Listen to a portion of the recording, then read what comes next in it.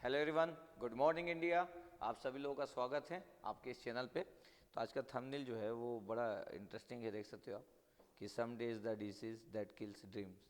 तो अगर बहुत ध्यान से अगर आप देखोगे तो आपको दिखेगा कि ये बड़ी बेसिक प्रॉब्लम है सभी लोगों की, कि सभी लोग हमेशा हम सब लोग मैक्सिमम लोग टाइम टाइम आगे बढ़ाना चाहते हैं, डिले करना चाहते हैं हमको, क्योंकि हमको पता है कि आज से नहीं होगा और अभी से नहीं होगा। मतलब ऐसा कभी भी नहीं होता है कि हम कुछ प्लान कर रहे हैं और आज से प्लान कर रहे हैं। बहुत बार लोग पार्टी करते हैं, उसके बाद सोचते हैं कि कल से दुनिया चेंज होगी, कल से दुनिया चेंज करेंगे। इंजीनियर, स्पेशली जो इंजीनियर्स लोग हैं, तो उनकी उनकी तो हैबिट में शामिल है, हर 6 मंथ का सेमेस्टर होने के बाद उनको लगता है कि कुछ अब तो अगले सेमेस्टर में कुछ ऐसा कर डालेंगे जो कभी नहीं किए। और ऐसा 6 मंथ निकलते जाते और सेमेस्टर निकलते जाते और ज़िंदगी के पूरी चीज़ें निकलते जाती है। और सेमेस्टर स्टार्ट होने से समय सोचते हैं कि इस बार 6 मंथ पढ़ाई करेंगे, कभी पढ़ाई नहीं करते, लास्ट में पैनिक होना चालू हो जाते हैं, लास्ट में 6 दिन 7 दिन बचता है। ऐसे ही कॉम्पिटिटिव एग्जाम में भी लोग ऐसे ही करते हैं। मैक्सिमम लोग सोचते हैं, जैसे किसी को पता है कि 1 साल है तो उनको तो ऐसा लगता है कि 1 साल में तो कुछ वो रिसर्च कर डालेंगे पूरी दुनिया का, मतलब कुछ ऐसा कुछ कर डालेंगे जो कोई नहीं कर सकता। फिर वो बड़े आराम से चीज़ों को लेते हैं। किसी को बोल दिया जाए 1 साल बाद एग्जाम है तो बहुत टाइम है करके, हम तो 2-3 महीने में ही पूरा एकदम इतना पढ़ाई करेंगे कि निपटा देंगे। फिर धीरे धीरे टाइम खत्म होते जाता है, खत्म होते जाता है। फिर लोगों को समझ आना चालू होता है कि अब टाइम कम हो रहा है, तो फिर वो हड़बड़ाना चालू करते हैं, फिर वो अलग बिहेव करना चालू करते हैं। तो बहुत ही कम लोग ऐसे हैं जिन लोग की प्लानिंग बहुत ही लॉन्ग प्रोसेस में गजब की प्लानिंग होती है। बड़े कम लोग होते हैं। मतलब ऐसा नहीं बोल रहा हूँ कि मैं हमेशा परफेक्ट पर्सन हूँ, ऐसा नहीं है। लेकिन फिर भी मेरा बस एक ही चीज़ है कि मैं अटेंटिव रहता हूँ। अटेंटिव रहता हूँ मतलब अपने अराउंड की चीज़ों के लिए अटेंटिव रहता हूँ कि क्या हो रहा है, क्या करना ज़रूरी है, दो में से क्या चीज़ें चाहिए आपको। आपको मतलब थोड़ा सा अगर पेन लेना है, थोड़ा सा और लाइफ में आगे बढ़ना है, तो क्या कंसिडरेबल है कि नहीं, ये सब पॉइंट्स मेरे माइंड में चलते रहते हैं और वैसा करके मैं प्लान करता हूँ। लेकिन फिर मेरे को लगता है कि एक फ्यूचर विजन बहुत इंपॉर्टेंट है कि आगे आने वाले समय में आप क्या करने वाले। तो एक स्टूडेंट का पॉइंट ऑफ व्यू है कि आपके पास 6 महीना बचा है या 1 साल बचा है, तो क्या आप आज से रेडी हो क्या। लेकिन जब भी हम बोलते हैं ना कि सम डे, तो वो सम डे वगैरह कभी नहीं आता है। मतलब वो ना अपने दिल को दिलासा देने के लिए होता है बोला सम डे। जैसे आप देख रहे थे ना कि अभी कोरोना वाला पार्ट चल रहा था इंडिया में, तो गवर्नमेंट को समझ नहीं आ रहा था, तो गवर्नमेंट हर बार उसको आगे आगे बढ़ाते जाता था। फिर वो रिलैक्स हो जाते थे कि चलो लॉकडाउन वाला जो पार्ट है वो अगला बढ़ा दिए। तो बहुत बार हम लोग जो समडे वाला प्लान इसलिए करते कि अभी प्रेजेंट में रिलैक्स हो सके। तो कई लोग इसलिए करते कि 3 दिन बाद ना मैं ये करने जा रहा हूँ, इस 1 तारीख से मैं ना कुछ ऐसा करूँगा भाई। तो अब 1 तारीख आने में तो 10 दिन है, तो अब मैं 10 दिन जीऊँगा और 10 दिन इतना जीऊँगा, मर मर के जीऊँगा कि जब 1 तारीख आएगी तो फिर मैं नेक्स्ट कुछ करूँगा।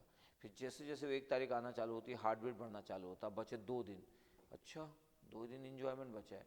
फिर जब वो 1 तारीख आता है तो फिर कम से कम हम लोग रीजन ढूंढते हैं। तो मैक्सिमम लोग ना, ऐसा नहीं कि सब लोग गलत करना चाहते हैं अपने साथ, लेकिन लोग ना अपने आप को आंसर कैसे देंगे, तो लोग अपने आप को आंसर देने के लिए ना रीजन ढूंढते हैं कि मैं इसलिए नहीं किया, क्योंकि अपने आप को तो आंसर देना पड़ता है। बाकी लोगों को तो ठीक है झूठ बोल देंगे, अपने आप को कितना झूठ बोले कोई। तो लोग सबसे पहले ना अपनी स्टोरी क्रिएट करते खुद के लिए, खुद इंटरनली आंसर देने के लिए। तो अगर वो अपने आप को सेटिस्फाइड कर पाते कि इस रीजन के कारण मैं नहीं कर पाया, या फिर मेरा बहुत मन नहीं था, मैं और कुछ करना चाहता हूँ।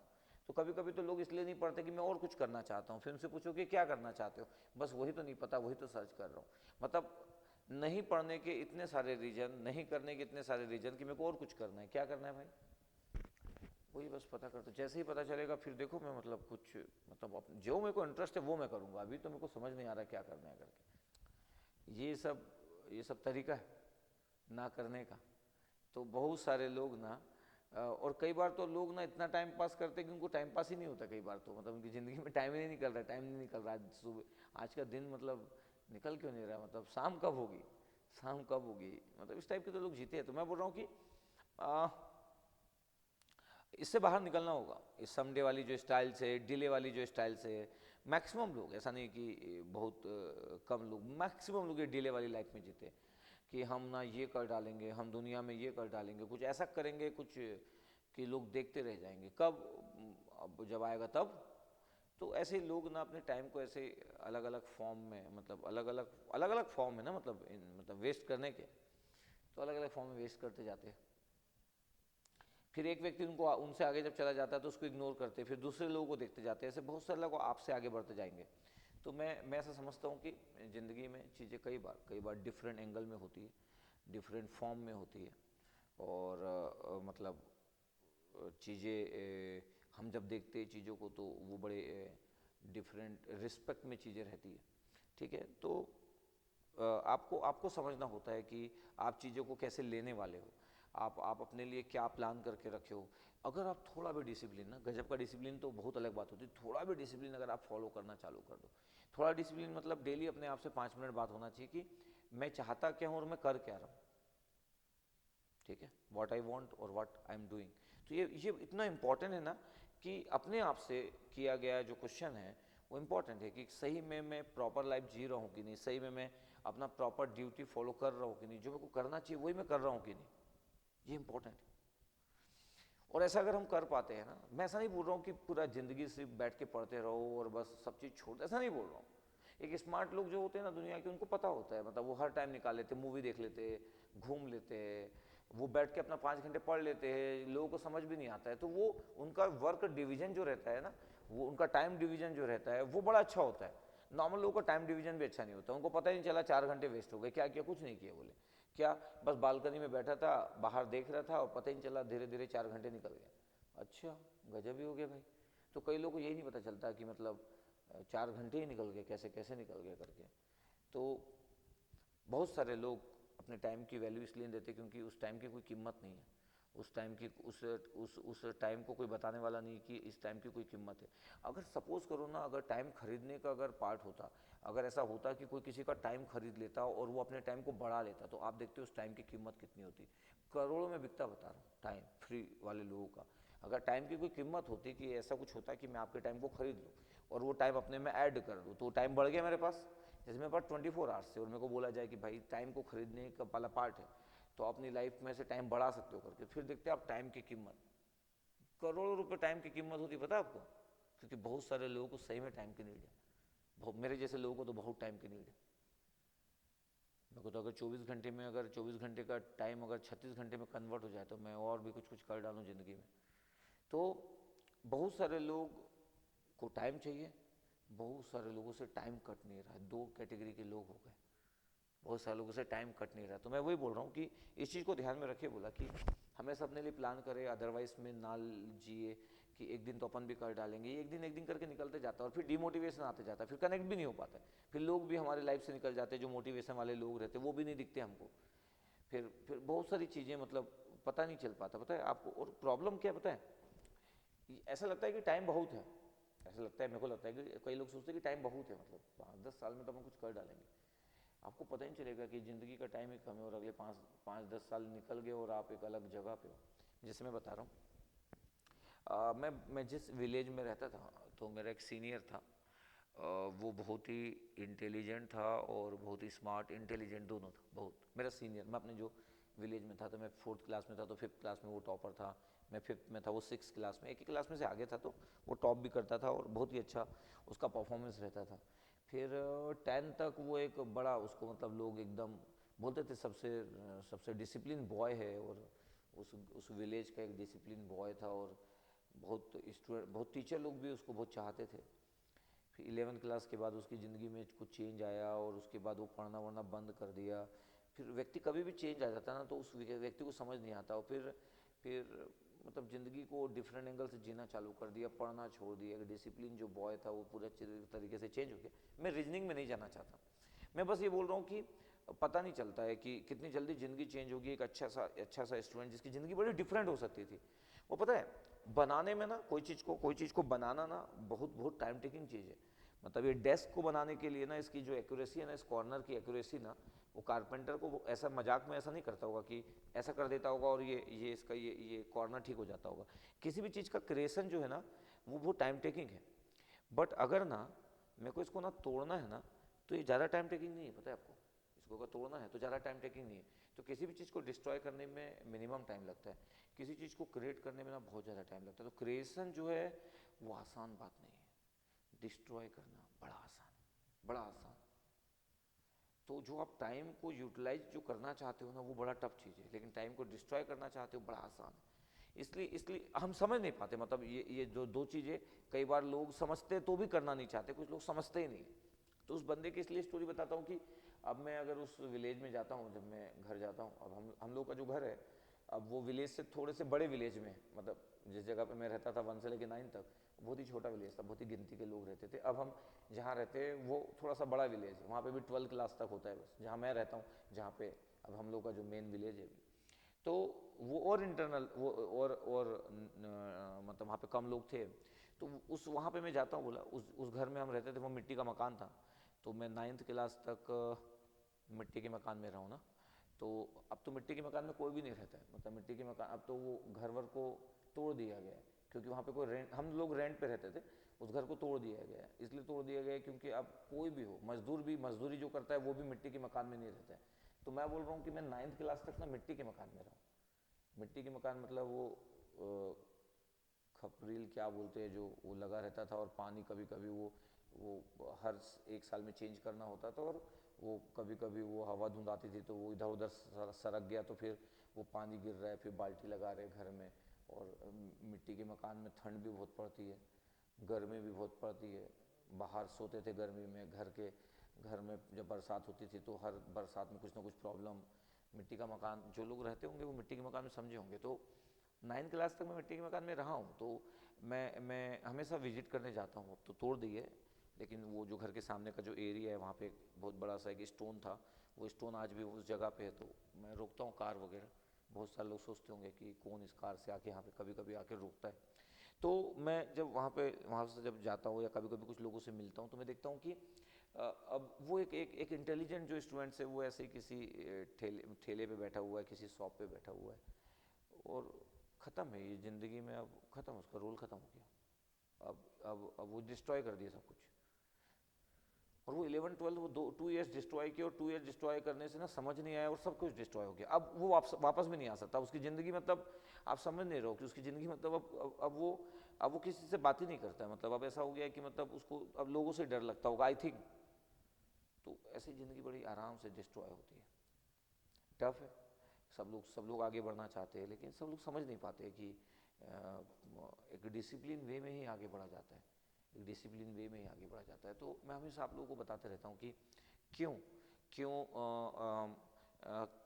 क्यों मेरे को ना अपने टाइम का रिस्पेक्ट है, क्यों मेरे को आगे बढ़ना है ना, क्यों लोग बोलते हैं कि सर आप में इतना डेडिकेशन क्यों है। तो जो व्यक्ति ना अपनी ज़िंदगी के क्लास 1 से लेके क्लास 9 तक, क्लास 1 से तो होश आना चालू हो जाता है, क्लास 2 क्लास 3 तक तो थोड़ा थोड़ा तो याद और होश आना चालू हो जाता है। तो जो व्यक्ति क्लास 1 से क्लास 9 तक, मतलब बचपन तो अलग ही छोड़ दो, क्लास 1 से क्लास 9 तक एक मिट्टी के मकान में रहा है, तो उसको पता है टाइम की वैल्यू, उसको पता है कैसे चीज़ें ना मिलती है, कैसे चीज़ें होती है। तो इसलिए मेरा डेडिकेशन वाला पार्ट ना, मैं किसी चीज़ को नॉर्मल नहीं लेता हूँ, नॉर्मल नहीं लेता हूँ इसलिए, मतलब मेरे को लगता है कि नहीं ठीक है, यस आई विल डू।